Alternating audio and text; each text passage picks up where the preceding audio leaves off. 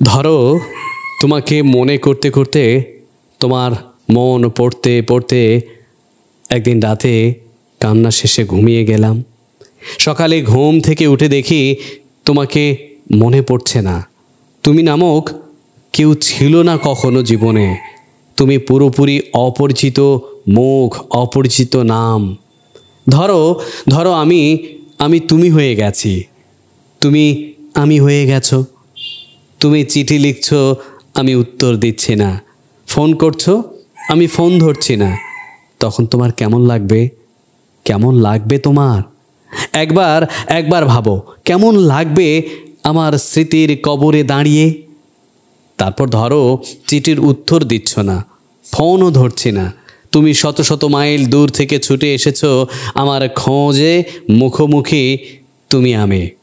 কিন্তু তোমাকে জানান দেওয়ার পর জানলে আমার অস্তিত্বে তুমি নামক কেউ নেই। তোমাকে কখনো দেখিনি, চিনি না, জানি না। তখন তখন তখন তোমার কেমন লাগবে? কেমন লাগবে তোমার? কেমন বোধ করবে পরিচিত তোমাকে?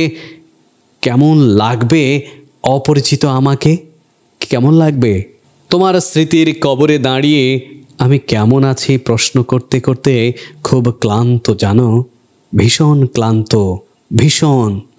তুমি কোথাও যেন আটকে আছো। মাঝে মধ্যে মনে হয় ভেঙে ফেলি, ভাঙতে যায় কিন্তু ভাঙা যায় না। ছিঁড়ে ফেলার কায়দা নেই, ভীষণ শক্ত এই মায়া।